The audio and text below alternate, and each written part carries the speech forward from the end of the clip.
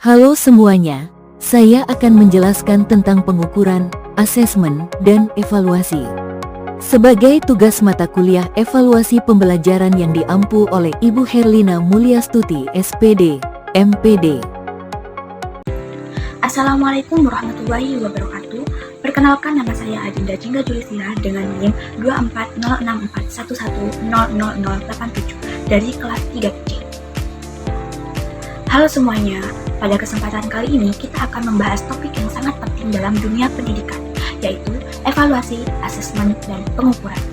Ketiga istilah ini sering terdengar dalam kehidupan sehari-hari, baik seorang guru, mahasiswa calon guru, maupun penelitian pendidikan. Namun, seringkali ketiganya masih dipahami secara tumpang tindih, padahal masing-masing memiliki makna, fungsi, dan peran yang berbeda, walaupun tetap saling berhubungan erat. Mari kita bahas satu persatu dengan lebih mendalam. Pertama, pengukuran. Mari kita bahas pengukuran. Pengukuran adalah langkah paling awal dalam menilai suatu proses pembelajaran. Ia berfokus pada aspek kuantitatif, artinya sesuatu yang bisa dihitung dengan angka. Misalnya, kita ingin mengetahui tinggi seorang siswa, maka kita gunakan penggaris atau meteran. Atau ketika seorang guru memberikan tes matematika, skor yang diperoleh siswa merupakan hasil dari pengukuran. Dengan kata lain, pengukuran menjawab pertanyaan seberapa banyak dan berapa banyak nilainya. Namun, pengukuran hanya menghasilkan angka. Angka ini tidak akan bermakna tanpa ditafsirkan lebih lanjut. Nah, di sini kita masuk ke asesmen. Asesmen merupakan proses yang lebih luas dibandingkan pengukuran. Kalau pengukuran hanya menghasilkan angka, maka asesmen mencoba memahami makna dari angka tersebut. Asesmen adalah proses sistematis mengumpulkan, menganalisis, dan menginterpretasi informasi capaian belajar siswa. Tujuannya bukan hanya memberi skor, tetapi juga memberi gambaran menyeluruh tentang perkembangan siswa. Melalui asesmen, guru bisa mengetahui tidak hanya aspek kognitif, tetapi juga sikap, nilai, dan keterampilan siswa. Jenis asesmen ada beberapa macam. Yang pertama yaitu diagnostic assessment, yang digunakan di awal pembelajaran untuk mengetahui kemampuan awal siswa. Misalnya, guru IPA memberikan pretest tentang konsep gaya dan gerak untuk mengetahui seberapa jauh siswa sudah memahami materi sebelum pembelajaran dimulai. Yang kedua yaitu formative assessment, yang dilakukan selama proses belajar berlangsung. Contohnya, guru memberi kuis singkat di tengah pembelajaran untuk melihat apakah siswa sudah paham atau belum. Dari sana, guru bisa memberikan umpan balik, memperbaiki metode, atau mengulang penjelasan jika ada miskonsepsi. Yang ketiga yaitu summative assessment, yang dilakukan di akhir pembelajaran. Ini yang paling kita sering temui, seperti ujian akhir semester, ujian nasional, atau laporan akhir praktikum. Selain itu, asesmen memiliki karakteristik yang sangat kaya. Ia mencakup ranah kognitif, afektif, dan psikomotor. Instrumennya juga bervariasi, mulai dari tes tertulis, observasi, portfolio, proyek, hingga wawancara. Bentuk datanya bisa kuantitatif berupa angka maupun kuantitatif berupa deskripsi. Yang terpenting, asesmen memberikan umpan balik tidak hanya bagi siswa, tetapi juga bagi guru. Guru dapat merefleksi metode mengajarnya, sedangkan siswa mendapatkan gambaran tentang kemajuan belajarnya. Nah, setelah asesmen, kita masuk pada evaluasi. Evaluasi adalah langkah yang paling luas dan menyeluruh. Evaluasi berarti menafsirkan hasil asesmen, kemudian membuat keputusan berdasarkan informasi tersebut. Misalnya, dari asesmen diketahui bahwa banyak siswa kesulitan memahami konsep listrik.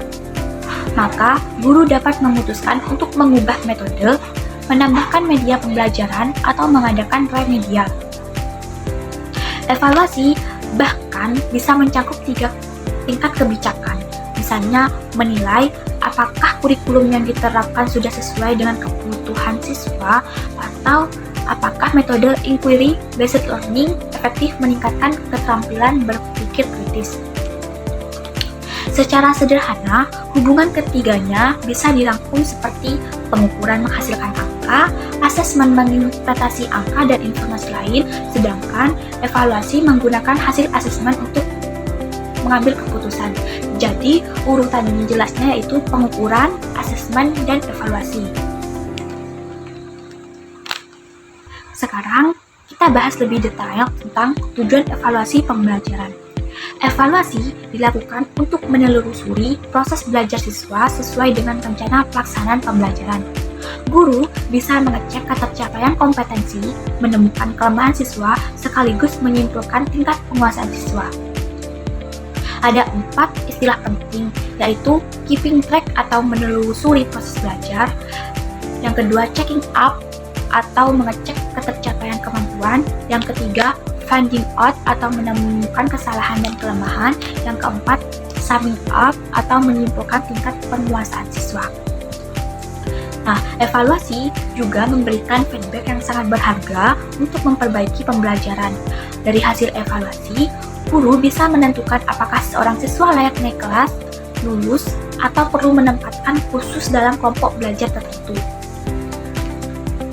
Evaluasi sendiri memiliki beberapa fungsi utama, yaitu fungsi selektif, menyeleksi siswa berdasarkan kemampuan tertentu. Yang kedua, fungsi diagnostik, membantu guru menemukan kesulitan belajar siswa.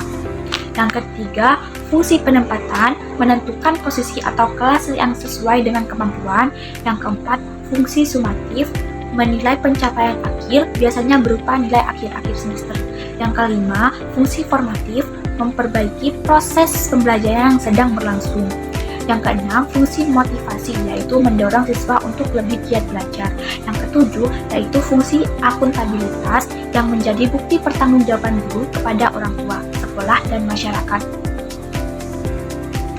Manfaatnya itu, yang pertama, peserta didik bisa mengetahui kelemahan dan kelebihan mereka, termotivasi meningkatkan hasil belajar dan bisa memperbaiki strategi belajarnya. Guru bisa mengetahui efektivitas metode, media, dan strategi pembelajaran serta dapat merancang pembelajaran berikutnya. Yang terakhir yaitu sekolah bisa mengetahui apakah kurikulum dan pembelajaran sudah sesuai harapan sekaligus menjadi dasar akreditasi sekolah. Nah, dalam pelaksanaannya ada beberapa prinsip evaluasi.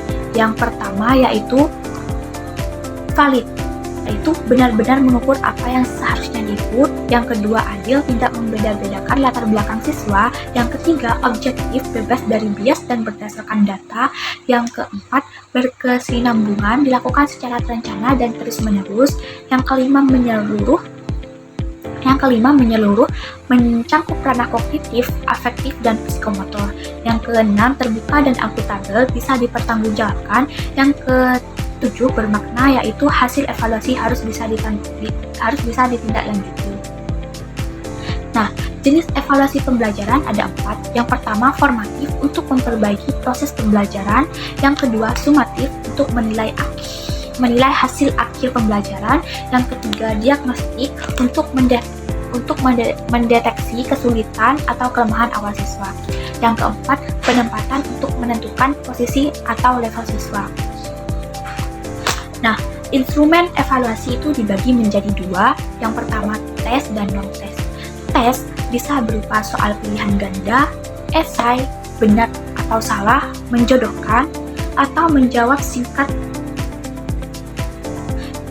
Tes memiliki fungsi yang luas. Untuk kelas, tes bisa mendiagnosis kesulitan belajar, mengevaluasi bakat, meningkatkan prestasi, mengelompokkan siswa, merencanakan pembelajaran, dan menentukan siswa yang memerlukan bimbingan khusus.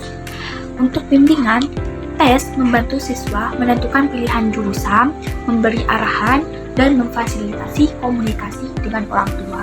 Yang ketiga, untuk administrasi, tes memberi data untuk mengelompokkan siswa, menempatkan siswa baru, menilai kurikulum, dan menyediakan informasi bagi lembaga lain.